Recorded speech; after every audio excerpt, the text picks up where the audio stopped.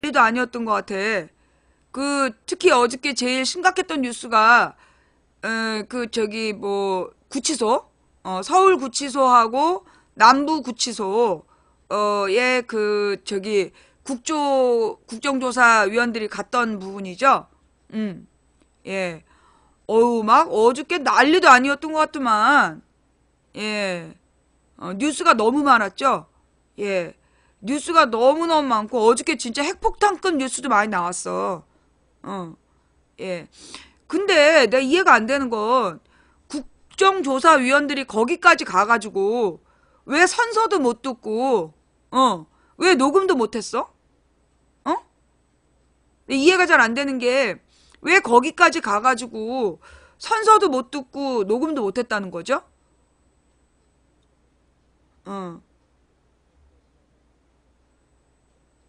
아니, 녹음을 왜 막냐고.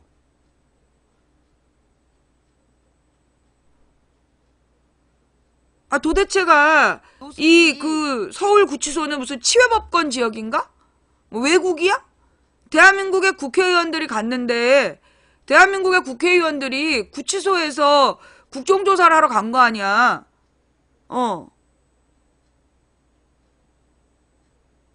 아니, 무슨 서울구치소는 국회보다 높아? 뭐 하자는 거야? 이 서울구치소, 구치소 소장을 처벌해야 되는 거 아니에요? 공무집행 방해로? 아니, 대한민국에서 대통령하고 동급으로 높은 자리가 국회의원들인데, 어디서 국회의원들이 국정조사를 하러 갔는데, 그걸 방해하고 지랄이야. 나는 이거 서울구치소장을 처벌해야 되는 것 같은데? 예, 업무방해로 이거는, 기소해야 될 것 같아.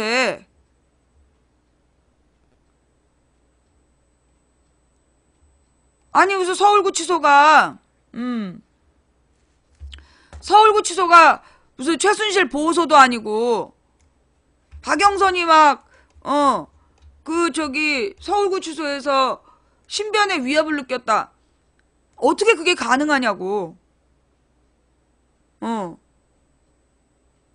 이거 구치소장을 처벌해야 될 문제야. 얘는 고소해야 돼.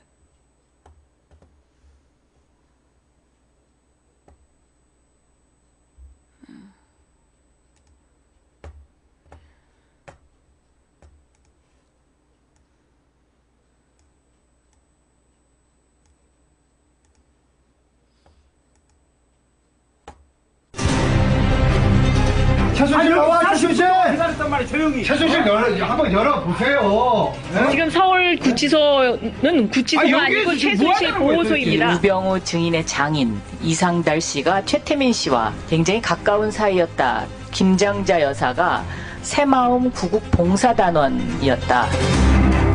예, 최순실 게이트를 파헤치기 위해서 19년 만에 시도된 구치소 청문회 어제 열렸죠. 최순실, 안종범, 정호성 이런 핵심 증인 3명을 만나기 위한 거였는데 공개 청문회는 무산이 됐고요. 다만 특위위원들이 두 팀으로 나뉘어져서 이들의 수감동을 직접 찾아가서 그야말로 난항의 난항을 거듭한 끝에 비공개 면담에 성공했습니다. 2시간 반 동안 최순실을 만나고 온 분, 더불어민주당 박영선 의원 만나보죠. 박 의원님 안녕하세요. 네, 안녕. 못합니다. 어제 많이 힘드셨어요? 어제 너무 화가 나서 아직도 이 뒷목이 뻐근합니다. 야, 아니 그 정도 상황이었습니까? 네, 어제 좀 상황이요. 사실은 제대로 알려져 있지가 않아서 그런데요. 저희가 최순실을 면담하러 들어간 수감동에 그 무장 교도관이 배치가 됐었습니다. 무장 교도관이라니요? 네, 그러니까 가슴에는 기동 순찰대라고 써 있던데요. 큼은 옷을 입고 보통 덩치가 보통 사람의 한 1.5배 내지는 2배 정도 되는 그런 사람들인데 가슴에 이렇게 뭔가를 다 무장을 하고 있더라고요. 근데 이 무장 교도관이 배치되는 경우는 교도소 내에서 폭동이 일어나거나 그 수감된 그 사람들끼리 뭐 폭행 사건 사건이 있거나 이랬을 때 이 사람들이 올라와 오는 건데요. 폭력 진압용 교도소 경찰 이런 거예요. 예. 그런데 최순실을 보호하기 위해서 국회의원들이 있었던 그 방에 무장 교도관이 배치됐다. 이거 굉장히 저는 심각한 상황이다라고 생각이 되고요. 이 사람들이 보안과 소속이라고 하더라고요. 예. 그러니까 이 사람들을 불러들인 사람이 누구냐. 이것을 나중에 밝혀야 되지 않을까 저는 싶습니다. 그러면 청문위원들을 폭동 세력으로 본 거예요? 뭐 어떻게 그렇다고 봐야죠. 왜냐하면 최순실을 보호하기 위해서 그 사람들이 최순실 문 앞을 막고 있었으니까요. 아니 누가 불러들였다고 지금 예상하세요? 짚히세요? 저는 보안과장 아니면 예. 교도소 소장 예. 아니면 법무부 차관 세 사람 중에 한 명입니다. 그 사람들은 또 누구 지시를 받아서 그랬을까요? 그 이상은 잘 모르겠습니다. 뭐 지시를 그 위에 지시가 있었다면 황교안 총리 권한 대행이겠죠. 아니 네. 저는 지금 들으면서 국회의원들이 오는데 일종의 기동 타격대 같은 사람들이 거기를 네. 지키고 있었다라면은 이거를 지금 교도소장 차원에서 이렇게 결정을 했을까 좀 갸우뚱해져서 질문을 드린 거예요. 그래서 제가 그 페이스북 생중계를 생각했던 겁니다. 김성태 위원장한테 급히 가서 그 핸드폰을 빌려서 그 생중계를 시작하려고 핸드폰을 딱 쥐니까 이 사람들이 쏜살같이 없어졌어요. 그래서 제가 사진을 못 찍었는데요. 굉장히 위협적입니다. 그 사람들 그 자체만으로도. 네. 참, 뭐 이러려고 내가 청문위원 됐나 자괴감이 좀 드셨을 것 같아요. 굉장히 사실은 이게 심각한 상황이었는데 어제는 최순실 청문회를 해야 된다는 그런 것 때문에 제가 이 이야기를 자세히 하지 않았는데요. 저는 굉장히 이 부분은 좀 국회에서 짚고 넘어가야 된다라고 생각하고 있습니다. 알겠습니다. 그런 우여곡절 끝에 최순실을 만나긴 만나셨어요. 비공개 면담. 직접 보신 거는 처음이시죠? 네, 박 의원님도? 직접 본 거는 처음입니다. 제 질문이 좀 포괄적인지는 모르겠습니다만 만나보시니 어떻든가요? 일단 왜 이 사람은 자기밖에 모르는 사람이구나 하는 그런 생각이 들었습니다. 그러니까 자기 관심사나 아니면 호기심이 생기는 질문 이런 데는 아주 또렷하게 대답합니다. 예를 들면? 예를 들어서 제가 태블릿 PC를 유상영이라는 분한테 맡기셨나요? 이렇게 질문을 했습니다.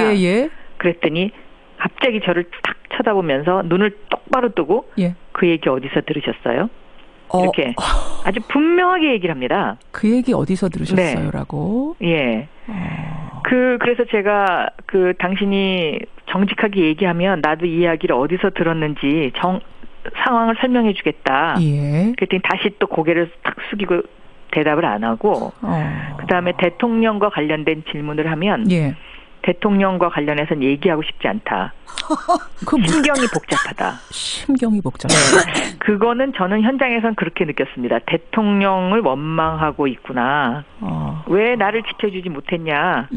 나는 대통령이 퇴임한 이후에 재단 이사장 만들어주려고 내가 이 고생했는데 뭐 이런 것이 눈 속에 담아 있었다라고 저는 느꼈습니다. 원망의 눈빛이 느껴졌단 말씀. 아니 근데 원래 최순실 씨가 그 청문회 못 나오는 이유를 공황장애가 있다. 뭐 몸과 마음이 너무 좋지 않은 상황이라 도저히 청문회 못 나간다 이랬잖아요. 뭐 마음은 좋지 않을 수 있겠죠. 그러나 건강 상태는 전혀 이상이 없었습니다. 그래요. 참, 그리고 그 와중에서도 뭔가 이렇게 그 꼼수를 피려는.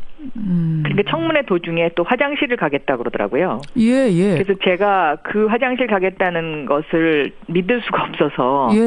제가 여성위원이라서 따라 나섰습니다. 그랬더니 화장실 갔다 나와가지고는 교도소 소장님한테 제가 왜 여기 있어야 되냐. 응? 그걸 또 항의하려고 나간 거군요. 그렇죠. 내가 왜 있어야 되냐? 언제까지 있어야 되냐? 언제까지 나 빨리 보내달라. 아니 그거를 얘기를 하면 그게 어디 통해가지고 이게 통할 거라고 생각을 믿는 구석이 통하는 것 같습니다. 왜냐하면 제가 교도소에 뭐 면회를 여러 번 가봤습니다마는 교도소 소장이 저렇게 쩔쩔매는 수감자를 처음 봤습니다. 그러니까는 예를 들면 법무부도 지금 쩔쩔맵니다. 이 교도본부장이 어제 있었는데요. 이 사람한테 쩔쩔매요. 그러니까 아마 아직 대통령이 그러니까 헌재에서 탄핵되지 않고 살아있다고 생각해서 이분들이 자기네한테 불이익이 올까봐 그러는지는 모르겠습니다만은 그 쩔쩔매는 그 장면과 어제 무장교도관을 배치했다는 그 두 가지 사실 때문에 제가 사실은 밤에 잠을 제대로 잘 못 잤습니다. 너무너무 국민의 한 사람으로서 수치감을 느낍니다. 알겠습니다. 최순실. 네. 어제 그렇게 해서 이제 우여곡절 끝에 청문회 면담하셨는데 나온 답변도 시원치가 않아요. 김기춘도 모른다. 안종범도 모른다. 우병우도 모른다. 다 모른다고 했죠. 모든 아니 그냥 수치감을 느끼고 가면 안 되고 이게 국정조사 방해에 대한 책임을 물어야 되는 거 아니야? 관련 뉴스 없어요? 이게 국정조사가 국민의 대표기관으로서 대통령과 동급인 국회의원들이 하는 건데, 근데 왜 거기에, 이거에 대해서 그냥 이렇게 수치감만 느끼고 돌아오냐고. 업무 방해라든가, 이거 구치소장 얘를 처벌하고, 이거 공무원 연금도 다 못 받게 해야지.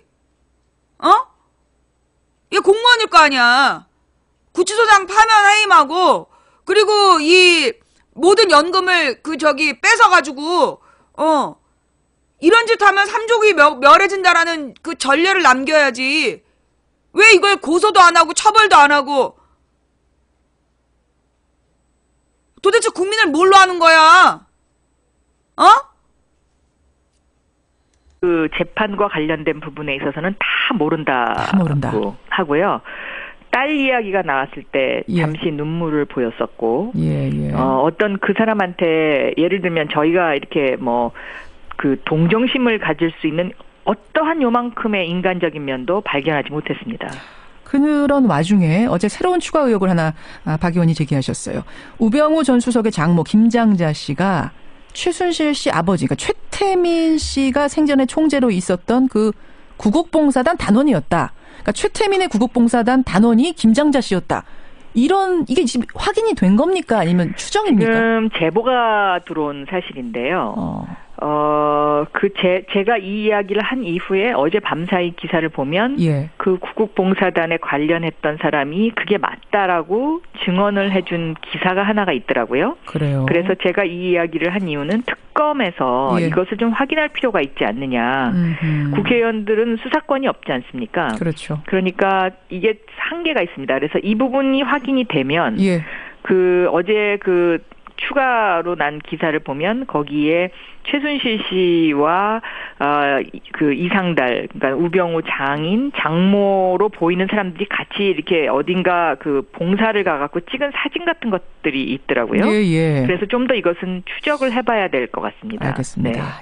박영선 의원 지금 만나고 있습니다. 근데 박 의원님, 지난 청문회에서 활약이 상당했던 증인 한 명이 있어요. 바로 K스포츠의 노승일 부장. 네. 최순실 씨가 독일에서 전화 걸어가지고 노 부장한테 전화 걸어서 증거인멸 지시했던 거 폭로했고, 또 친박계 국조특위 위원들이 위증교사 했다는 의혹 제기한 것도 노 부장이고, 청문회장에서 차은택한테 법률 자문을 해주는 검사가 하나 있는데 그 검사를 소개해준 사람이 우병우 수석이다. 이거 밝힌 것도 노 부장이지요. 그렇습니다. 근데 그 노승일 부장을 징계하기 위해서 오늘 K스포츠재단의 징계위원회가 열린답니다. 이 얘기 들으셨어요? 적반하장이죠. 네. 그러니까 회사 행위를 했다 이런 이유로 징계한대요. 그렇습니다. 네. 만약에 그렇다면 그건 적반하장이고요. 그 K스포츠 재단이 지금 무슨 일을 하고 있냐면 재단 이사장이 이 재단을 없애지 않기 위해서 여기저기 부탁을 하고 다니고 있거든요. 아니 K스포츠재단이 이미 없어진 걸로 아는 국민들도 많으신데 지금 K스포츠재단도 그대로 있고 미르재단도 그대로 있는 거예요? 그대로 있습니다. 그리고 돈도 그대로 있습니다. 그리고 그 K스포츠재단에 맡겨진 돈이 그 정동춘 이사장과 박헌영 과장인가요? 그 사람 이름으로 해서 삼성생명보험의 저축성 예금으로 개인 이름으로 들어져 있죠. 개인 이름으로? 네. 근데 이분들은 지금 이 스포츠 재단을 계속 유지시키는 것이 목적입니다. 네. 그러니까 이런 부분들에 대한 그 디테일도 국민들이 감시를 저는 해야 되는 부분이다라고 생각하고 있고요. 이분들의 주장은 뭐냐면 자기네는 정당한 방법으로 만들어진 재단이라는 것입니다. 여전히. 네. 이런 상황에서 노승일 부장이 본인이 갖고 있는 최순실과 관련된 자료 일체를 난 박영선 의원한테 제출했다. 요 말을 남겼어요. 검토하고 계십니까? 그게 이제 제가 처음에 노승일 부장을 만나게 된 게 삼성 관련 자료 때문에 만났거든요. 왜냐하면 이 사람이 그 독일에 오래 가 있지 않았습니까? 그렇죠. 그 독일에서 일어난 일들을 가장 많이 알고 있는 사람이라고 그래서 만났더니 이제 자료를 많이 갖고 있더라고요. 예. 그래서 지금 상당 부분이 JTBC라든가 뭐 경향신문, 한겨레신문, SBS를 통해서 삼성과 관련된 기사들이 그동안에 많이 나갔지 않습니까? 예. 이게 상당수가 이 노승일 부장이 준 자료들을 근거로 해서 기사를 쓴 것들입니다. 그렇군요. 그리고 이것 때문에 특검이 삼성 관련 수사를 좀 더 그 활발하게 할 수 있지 않았나 저는 그런 생각도 좀 하게 되고요. 예. 그리고 아직도 자료가 조금 남아있긴 한데 현재 남아있는 자료들이 독일어로 돼 있거나 뭐 영어로 돼 있는 그런 자료들인데요. 그것들은 좀 더 번역을 해봐야 될 것 같습니다. 아직도 그러니까 지금 검토해야 될 게 더 남아있는, 그러니까 뭐가 더 터질지 모르는 거군요. 그게 이제 노승일 부장 말에 의하면 그 정유라 씨의 지원 문제를 삼성이 엄청나게 서둘렀다는 거죠. 아하. 그러니까 끌려다니는 협상을 하면서 해달라는 대로 다 해줬다 그렇게 얘기를 해요. 예. 그래서 거기와 관련된 독일 검찰이 지금 수사하고 있는 부분들, 또 그 은행과 관련된 계좌 부분들 이런 것들이 저한테 좀 서류가 있습니다. 그래서 좀 더 살펴봐야 될 것 같습니다. 언제쯤 공개하실 겁니까, 남은 자료들? 특검 수사하는 그 속도를 좀 보고요. 특검에서 만약에 이것이 나오면 굳이 제가 할 이유는 없을 것 같고, 만약에 특검이 이것을 수사하지 않는다면 그때 좀 더 공개를 할 생각입니다. 여기까지 말씀 듣죠. 네. 박 의원님한테 청문회 고생 많이 하셨고요. 좀 진정하셔야겠어요. 네. 고맙습니다. 감사합니다. 더불어민주당 박영선 의원이었습니다. 일단 이제 첫 번째 논점은 이게 국정조사라는 걸, 그러니까 이제 기본적으로 이 청문회법에 대해서 기본적으로 국정조사 및 청문회법에 대해서 바꿀 필요가 있다. 개정해야 된다. 그러니까 이제 지금 사실 어떻게 보면 지금이 제일 좋은 때야. 지금 이제 새누리당을 제외하고 새누리당이 지금 100석 미만으로 떨어졌잖아. 그러니까 이제 지금이 야당, 그러니까 박근혜하고 갈라선 야당이 200석 가까이 되는 시점이기 때문에 지금은 국회 선진화법으로 그 방해할 수 없는 상황이잖아? 그러니까 지금, 이 새누리당에서 탈당한 애들이 정말로 탈당을 의도 있게 한 건지, 그걸 확인하는 바로미터로 국회 청문회법을 바꿔야 된다. 그래서 이 국회 청문회에 그 불출석한 애들, 불출석하고 증언을 거부한 부분에 대해서 처벌할 수 있는 그런 규정을 강화해야 되고, 그 다음에 위증한 자들에 대해서 그 종신형까지 취할 수 있도록 그 처벌을 강화해야 된다. 증언을 거부하거나 위증한 것에 대한 처벌을 강화하는 국회 청문회법을 고쳐야 되고요. 제가 볼 땐. 그 다음에 지금 이번에 서울구치소에서 무장경관을 시켜서 국회의원들을 협박한 문제. 이건 국민의 대표에 대한 협박 문제야. 그리고 이거는 나는 쿠데타에 준한다고 봐. 이거 쿠데타에 준하는 매우 심각한, 이 행정 오류라고 보거든요? 이게 무력을 이용해가지고 국회의원을 협박했다. 이거는 내란죄나 마찬가지라고 봐. 무장교도관을 시켜가지고 이 국회의원을 협박했다. 이게 말이 되냐고. 이거 그때 갔던 국회의원들이 얘네들은 진짜 법적 조치를 취해야 된다. 업무방해 및 이 정말 그 중죄로 얘네들은 기소를 해야지. 검찰에다 고발해서 이 서울구치소장, 그 다음에 법무부 차관, 그 자리에 있었던 법무부 차관이 거기서 말릴 수 있었는데 안 말린 거 아니야. 그러니까 이 교도소장과 법무부 차관을 엄벌에 처해야 된다. 그걸 추진해야 된다. 그게 이제 첫 번째 논점이고요. 두 번째로 논점 뭐냐면, 이제 지금 어저께, 박헌영과 정호성의 증언, 박헌영과 정호성의 이 증언이 되게 중요한데, 첫 번째는 이제 이 박헌영이 뭐라고 얘기했냐면, 박근혜가 퇴임 후에, 재단 이사장으로 올 거라고 생각했다. 이런 증언을 했단 말이야. 그죠? 그러니까 증언이라기보다 인터뷰를 했어요. 그죠? 근데 만약에 이 재단의 이사장으로 박근혜가 오기로 했다라는 것이 입증이 된다면 그 재단에서 거둔 돈, 그 돈은 최순실이 혼자서 거둔 돈이 아니라 박근혜가 공범이 되는 돈이기 때문에 박근혜의 직접 뇌물죄가 적용이 되는 매우 심각한 사안이다. 그러니까 이제 이게 고영태, 노승일이 박헌영한테 얘기해줬다는 거 아니야. 그러니까 이제 박헌영이 어저께 JTBC에 나와서 인터뷰를 했단 말이에요. 문제는 뭐냐면, 그러니까 이제 그 박헌영의 말이 사실이라면 박근혜가, 그러니까 이제 소위 지금 문제는 재단으로 들어온 돈, 그 돈을 최순실이가 거뒀다는 거야, 박근혜 주장은. 최순실이가 자기 사리사욕으로 얻은 거지, 자기는 순수한 마음으로 도와주려고 했던 거다. 이게 박근혜 주장이었단 말이야. 근데 그 재단에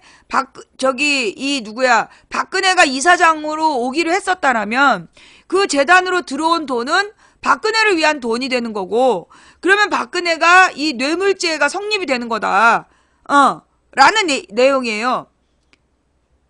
박헌영이야. 왜 노승일 얘기가 왜 자꾸 나오지? 박헌영이 어제 JTBC에 나와서 한 말을 얘기하고 있는 거예요. 그러면서 이제 이 노승일한테 들었다, 그리고 고영태한테 들었다, 이런 얘기잖아. 자, 근데 문제는 뭐냐면 박헌영의 말을 입증할 만한 증거가 있어야 된다는 거예요. 지금 이게 고영태하고 노승일하고 박헌영이 여기서 저기서 하는 말이 달라. 그러니까 박헌영이 이완영하고 얘기할 때, 그때 지난 언제였어? 지난 22일 날 청문회 때 이완영이 자기에 대해서 허위사실이다, 자기랑 같이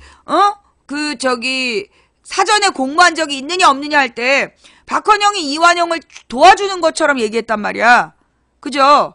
그래가지고 그 청문회를 완전히 망가뜨릴 뻔했던 사람이 또 박헌영 아니야. 지금에 와서 박헌영이 그건 또 사과를 하면서 이 박근혜가 이사장으로 오는 걸로 알고 있었다. 근데 그 출처가 어떤 서류라든가, 이게 서류로 남아있다든가 이러면 문제가 안 돼. 근데 노승일하고 고영태의 발언이란 말이야. 노승일하고 고영태의 발언이기 때문에 이 발언을 입증할 만한 어떤 서류 같은 게 나오지 않으면 이것도 박헌영한테 온 국민이 낚이는 것일 수가 있다. 그리고 이제 무엇보다 이 박헌영이 올해 1월 달에 그 재단에 들어간 사람이다. 그리고 그 전에는 최순실이 누군지도 몰랐던 사람이다. 근데 그 사람이 그 모든 일을 다 알고 방송에다 이야기한다. 나는 이 부분이 별로 신뢰가 잘 안 가. 최순실과 그 일당들이 몇 년에 걸쳐서 음모를 꾸며온 인간들인데, 그렇게 그 고영태하고 노승일의 소개를 받았다고 잘 모르는 사람한테 그 모든 얘기가 귀에 들어가게 했을까? 그게 조금 신뢰가 안 가서 나는 박헌영이 자기의 주장을 밑받침할 만한 증거를 제시해야 된다. 그 증거가 제시되지 않으면 잘못하면 국민이 낚이는 거야. 박헌영 말만 믿고 거봐라, 박헌영이 얘기한 대로 박근혜 뇌물죄가 입증이 가능하다, 이렇게 우리가 믿고 있는데 헌재에서 증거가 없다, 그래 버리면 또 물 건너가는 거 아니겠어요? 그럼 또 물 건너가는 일이기 때문에 고영태도 왔다 갔다 하고 노승일도 왔다 갔다 하고 박헌영도 왔다 갔다 하는 사람들이기 때문에 무엇보다 이제 우리가 재판을 한다든가 사법 조치를 할 때 원칙적으로 가져야 되는 자세가 뭐냐면, 증인의 증언은 일관성이 있어야 법적인 효력을 가져요. 증언 같은 경우는 일관성이 있어야 돼. 어디서나 똑같이 말해야지 그 사람의 증언을 법적인 효력으로 인정을 한단 말이야. 근데 지금 이 노승일이나 고영태나 박헌영은 왔다 갔다 했단 말이야. 왔다 갔다 했기 때문에 그 사람들의 그 주장이 일관성이 없어. 그러니까 이 사람들의 증언만 믿고 일을 벌일 수가 없다는 거죠. 예. 그래서 이 박헌영이 막 그 언론의 인터뷰를 자처하고 그 이런 모습들은 나는 조금 경계를 해. 뭔가 이렇게 마치 아주 다 된 것처럼, 박근혜 탄핵이 다 된 것처럼 그런 착각을 불러일으키기 위해서 물타기 하는 거 아니냐. 그런 느낌이 든다.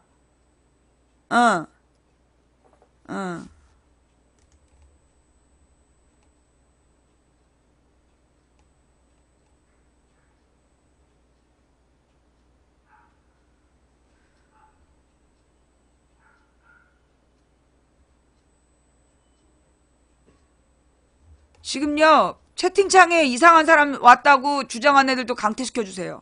예. 채팅창에 이상한 한다고 신고한 사람들도 강퇴시켜주세요. 내 말만 들으라 그랬지. 왜 쓸데없는 채팅을 보고 방해를 해? 예. 그래서 일단 내가 고영태나 노승일, 박헌영에 대해서는 신뢰할 수 없다. 이 사람들의 물적 증거, 녹음 파일이라든가, 가령 그 노승일 같은 경우는, 그러니까 가령 노승일 같은 경우에는 그 고영태나 박헌영하고 조금 달라. 왜냐하면 노승일은 뭘 제공했어? 녹음 파일을. 녹음 파일을 제공했잖아. 그러니까 최순실의 지시사항을 전화 녹음 파일을 제시했잖아요. 그러니까 이제 노승일 같은 경우에는 그렇게 증거가 빼도 박도 못할 증거를 제공한 사람이야. 그러니까 이 노승일의 말은 신뢰가 간다고 쳐. 근데 고영태하고 박헌영은 이랬다 저랬다 하고 입증할 만한 물적 증거를 제치로 하지 않았어. 예. 그러니까 나는 그 고영태나 박헌영은 노승일하고 동급이라고 볼 수 없다. 그러니까 이제 빼도 박도 못할 물적 증거를 제출한 노승일의 물적 증거와 함께한 증언만 우리가 인정을 해야 된다라는 생각이 들고요. 그러면서 이제 그 뇌물죄 문제에 있어서 이제 일단 가장 심각한 문제는 삼성에서 삼성에서 준 뇌물이 지금 이제 특검에서 집중하고 있는 부분은 박근혜하고 최순실이 지갑을 같이 썼다. 박근혜하고 최순실이 한 통장에서 돈을 같이 꺼냈었다. 그러면 이거는 박근혜하고 최순실은 경제 공동체로 봐야 되고, 그래서 최순실한테 들어간 삼성의 뇌물, 삼성에서 최순실한테 보낸 돈은 박근혜가 받은 뇌물과 똑같다라고 얘기할 수 있다라는 그 부분이 중요한 거야. 그 얘기 지난주 금요일날 내가 얘기했는데 그 뒤로 추가로 나온 게 없죠. 그죠? 제일 중요한 게 그 부분이거든? 그러니까 이제 이 특검에서 박근혜하고 최순실의 40년 동안의 금전 거래를 다 조사하겠다. 그걸 왜 조사하냐면, 그래서 그 최순실하고 박근혜가 같은 계좌에서 돈을 꺼냈었다면 얘네는 경제 공동체라는 거야. 그러면 이 경제 공동체란 얘기는 최순실이 그동안 받은 돈은 누가 받은 돈? 박근혜가 받은 거나 마찬가지이기 때문에 박근혜한테 뇌물죄가 적용이 된다는 거거든요. 그래서 그 계좌 추적이 되게 중요한 거고, 그게 밝혀져야 된다는 거. 그래서 이 뇌물죄와 관련해서는 그 부분을 계속 우리가 관심 갖고 그 수사 결과를 지켜봐야 된다. 뭐요? 박근혜하고 최순실이 한 지갑을 썼냐? 이 부분에 집중해야 된다. 내가 볼 때는 그 부분에 대한 관심을 박헌영의 발언으로 딴 데로 지금 돌린 거 아니냐, 관심사를. 우리가 이제 특검에서 가져야 될 자세는 40년 동안 한 지갑을 썼다. 요 부분을 입증하면 최순실이 받은 팩트, 최순실이 삼성한테 80억 받은 건 팩트야. 밝혀져 있어. 그러면 그 돈은 최순실이 받은 게 아니라 박근혜 공동체가 받은 게 되기 때문에 최순실과 박근혜가 뇌물죄로 공동 정범이 되는 건데, 그 부분을 박헌영의 물증이 없는 증언을 가지고 다른 부분의 뇌물죄 가능성으로 이렇게 딴 데로 몰고 가는 거 아니냐. 그러지 않도록 우리가 집중해야 된다라는 걸 하나 또 얘기를 해야 되고요. 그 다음에 이제 정성호의 발언이죠. 이 정성호가 어저께 그 남부구치소에서 이야기한 부분, 이 정성호 같은 경우에는 굉장히 술술 다 자백을 했다는 거야. 왜냐하면 정성호는 그동안에 박근혜한테 지시받은 내용을 녹음을 했던 거야. 정호성 미안해요. 정호성은 그동안에 박근혜한테 지시받은 내용을 전부 다 녹음을 했다는 거야. 그리고 그 녹음 파일이 검찰로 들어가 있는 거고, 그죠? 그러면 그 검찰로 들어가 있는 녹음 파일이 있기 때문에 정호성은 자기의 주장에 대해서 변명하지 않고 그냥 다 인정하는 거야. 왜 정성호하고 정호성이 그렇게 중요해? 응. 지금 정호성하고 정성호가 그렇게 중요해?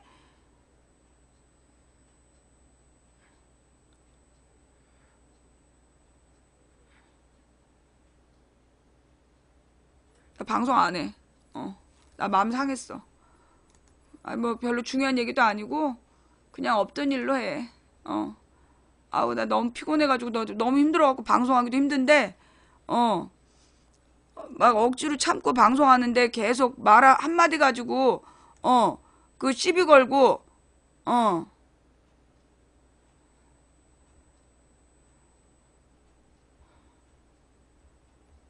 그 한 애들 지금부터 다 강퇴시킬 거야.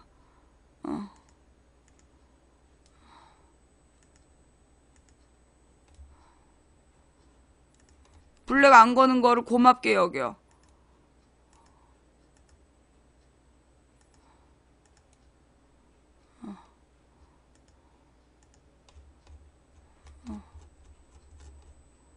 마지막 경고야. 지금 눈치가 좀 있어야 돼. 내가 지금 간신히 방송하고 있는데 정신 못 차리고 낄낄거리고 지금 그럴 때야? 가만있어 봐.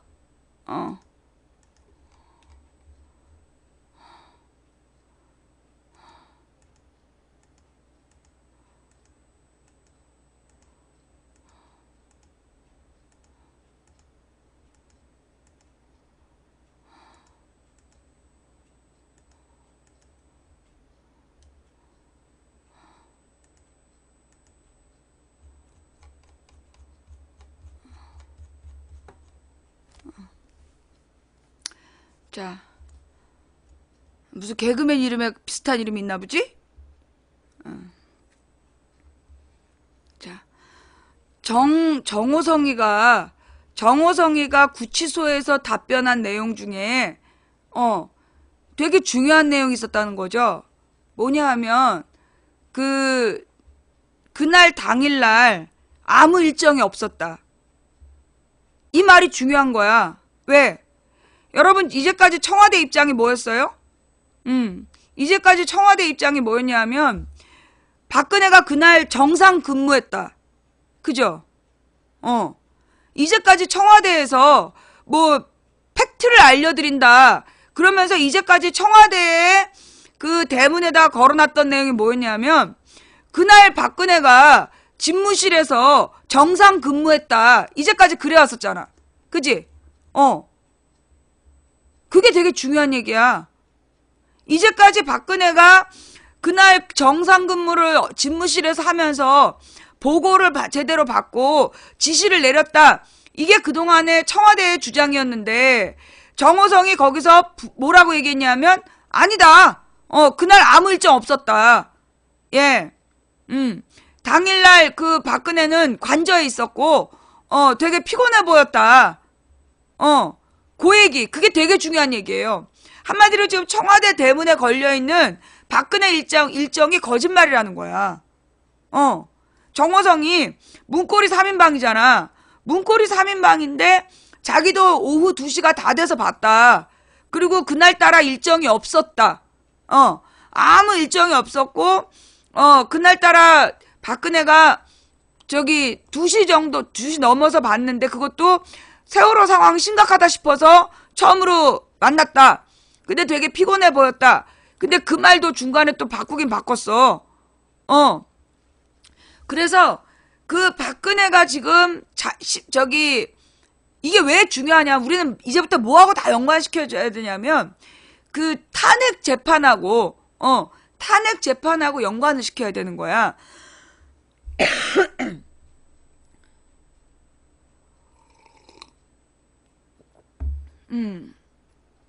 뭐냐면 지금 이제까지 박근혜가 세월호 당일날 너 뭐뭐 했지? 그리고 주변에서 의혹이 제기되면 아니다. 그 다음에 너 굿했지? 그럼 아니다. 너 피부과 시술했지? 그럼 아니다. 계속 아니다라고만 얘기했단 말이야. 아니다. 그래서 지금 그 헌법재판소에서 그럼 그날 당일날 네가 뭐 했는지 입증 자료를 내라. 그랬단 말이에요. 그러니까 자기가 그날 뭘 했는지, 박근혜가 그날 뭘 했는지 입증할 만한 자료를 내라 그랬어. 맞죠? 그냥 말로만 설명하는 게 아니라 네가 그날 뭘 했는지, 그날 그 세월호에 7시간 동안 뭘 했는지 입증할 자료를 내라. 그게 헌재의 주장이란 말이야. 근데 지금 청와대에서 대문에다가 박근혜가 그때 그 뭐 하루 종일 업무를 정상적으로 보고 있었다라고 개뻥을 치고 있었는데 그게 개뻥이라는 거를 정호성이 인정해 준 거야. 2시까지 펜판 놀았다. 그 다음에 2시에 보고 미용사 자매를 불러줬다. 그러니까 청와대 대문에다가 써붙인 건 거짓말이라는 거잖아. 그죠? 예. 그래서 이제 그게 하나가 되게 중요한 발언인 거고, 정호성이 얘기한 것 중에 2시까지 펜판 놀고 있었고 아무 일정 없었다라는 거. 그 다음에 이제 정호성이 했던 말 중에 또 2번째로 중요한 게 뭐였냐면, 근데 이건 한겨레 단독이야. 한겨레 단독으로 그날 누구랑 있었는지는 사생활이라서 말할 수 없다. 그 부분은 JTBC에서 안 나온 내용이잖아요. 그죠? 정호성이 어저께 다른 국회의원들을 만나가지고 그 부분은 얘기했다는 다른 언론 보도가 없어. 그러니까 정호성이 그날 세월호 당일날 누구랑 있었는지는 사생활 때문에 말할 수 없다. 라고 이야기를 하면서, 근데 그게 지금 한겨레 신문에만 나왔어. 예. 그죠? 그러니까 한겨레 신문에서만 그 관저에 누가 있었는지, 당일날 관저에 누가 있었는지는 말할 수 없다라고 얘기를 해서, 다른 언론사에서는 같은 내용이 없단 얘기예요? 그러면서 뭔가 이제 다른 또 사생활 이야기를 던졌단 말이야? 근데 나는 이 부분은 다른 이제 언론사에서 안 받고 한겨레만 나왔기 때문에 언제 그런 얘기를 했는지, 그럼 되게 중요한 얘기인데 왜 다른 사람들은 안 실었는지.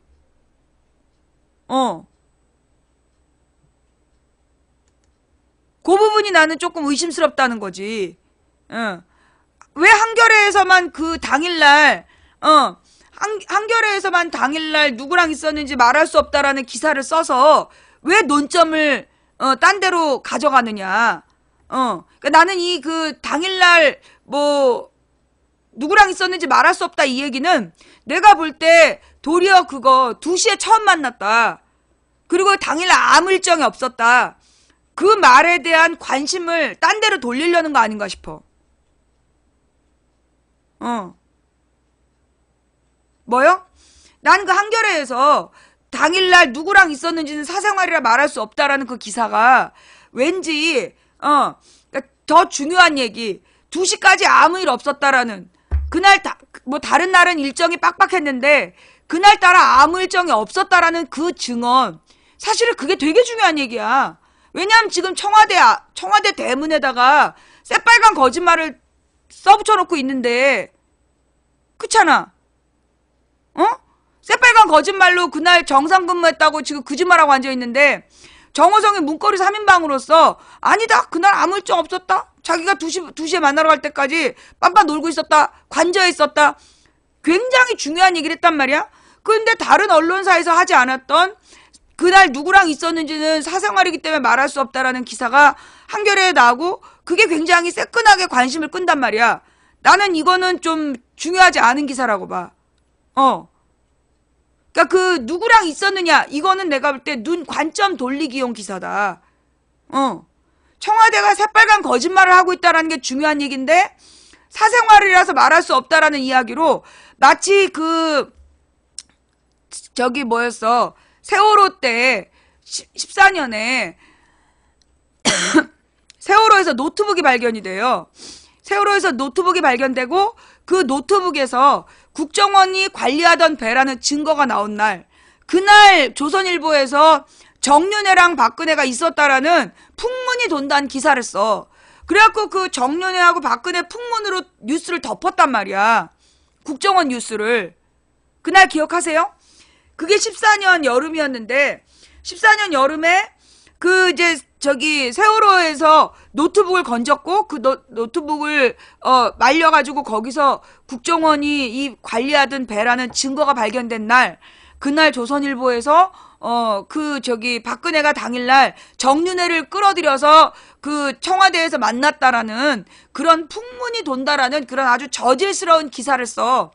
그래갖고 그 기사에 사람들이 막 댓글 달면서 관심을 표명하는 바람에 국정원이 관리하던 배라는 그 중요한 뉴스를 덮었단 말이야.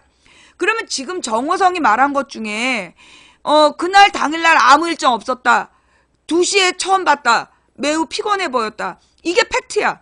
굉장히 중요한. 여기서 우리는 뭘 할 수 있냐면 지금 박근혜 청와대가 사실을 알려드린다라고 청와대 대문에 걸어놓은 게 거짓말이다, 새빨간 거짓말이다라는 증거야 이게, 정호성의 말이.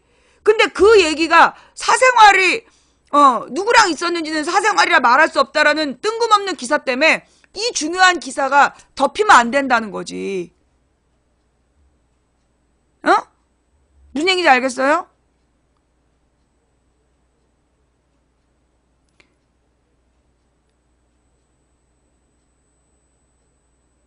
그래서 더 중요한 기사가 뭔지 우리가 놓치지 말자. 더 중요한 기사를 놓치지 말자, 그런 얘기예요. 그 다음에 이 정호성의 말 중에 세 번째로 중요한 게 뭐냐. 작년까지도 최순실한테 국가 기밀을 빼돌렸다. 정호성의 세 번째로 정호성의 말이 중요한 건 작년까지도 최순실에게 그 국가 기밀을 빼돌렸다. 15년까지. 그렇죠. 그 부분이 중요한 거야. 왜냐하면 국가 기밀을 누설했기 때문에 국가 기밀을 누설했다라는 얘기거든. 그러면 이거는 뭐에 해당이 되냐 하면 이게 박근혜 탄핵 사유라는 거야. 국가 기밀 누설 부분이 박근혜의 탄핵 사유야.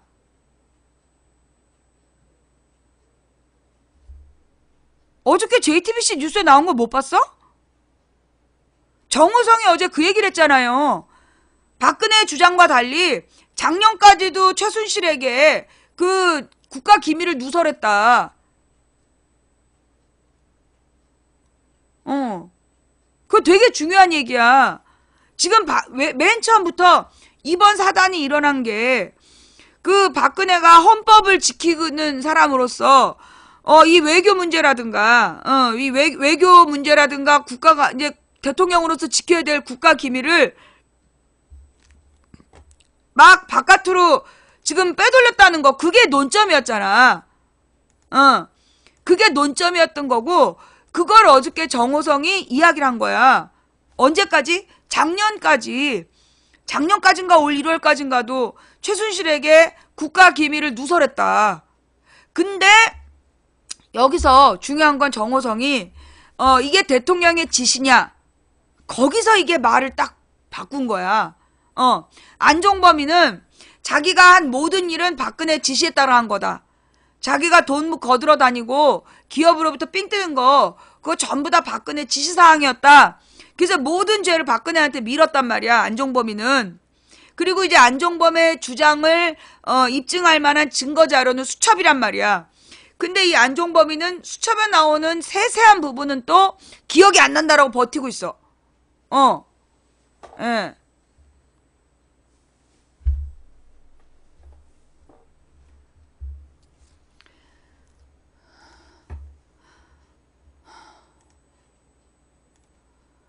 정호성, 박 대통령이 신뢰에 최순실과 많이 상의했다. 박 대통령 세월호 당일 관저에 있었다. 2시에 보고했다. 이거 되게 중요한 얘기라 그랬죠. 예. 정호성이 26일 최순실은 박근혜가 신뢰하고 잘하는 분이라 많이 상의했다. 여기서 중요한 건 뭐냐면 정호성이 국가기밀누설죄를 자기 죄로 뒤집어 쓰고 있다는 거야. 지금 그 안종범이처럼 박근혜가 시켜서 상의했다라고 얘기한 게 아니라 지금 정호성이는 최순실을 박근혜가 신뢰하고 잘 아는 사람이라서 자기 선에서 많이 상의했다라고 밝혔다는 거야. 정 전 비서관은 이날 오후 남부구치소에서 국조위 새누리당 의원과 민주당 의원, 국민의당 의원을 비공개로 만나 이같이 말했다.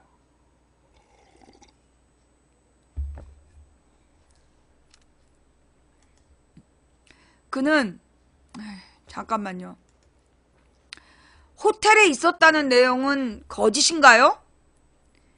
나 진짜.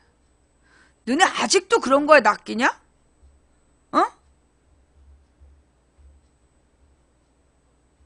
아직도 그런 개소리에 낚이냐고.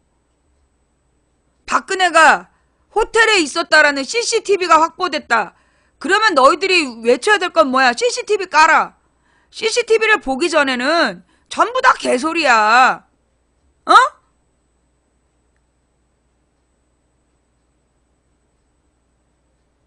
별로 중요하지도 않은 얘기로 지금 맥을 끊고 들어와가지고 맨 그런 얘기에만 눈이 들어가. 아니 객관적으로 나와 있는 뉴스 읽고 있는데 어디서 그런 헛소리를 듣고 와가지고 그런 헛소리가 사실인가요? 묻고 앉아있냐고. 언제까지 그렇게 덩다리 노릇을 할 거야. 그렇게 만만하니까 국민들이 속여먹기 저희 국정원에서 속여먹기 딱 좋은 거지. CCTV가 제보가 됐다. 그럼 CCTV를 까라고 얘기해야 될 거 아니야. 증거가 없으면 믿지를 마. 증거 영상이 나오지도 않았는데 그게 사실이냐고 물어보면 그걸 누가 알겠어. 정신들 똑바로 차려. 안 그러면 진짜 눈 뜨고 코베가 저것들이 하루아침에 참을 거짓으로 만드는 놈들인데 말 같지도 않은 얘기라고 앉아있지. 응. 집중해서 봐봐.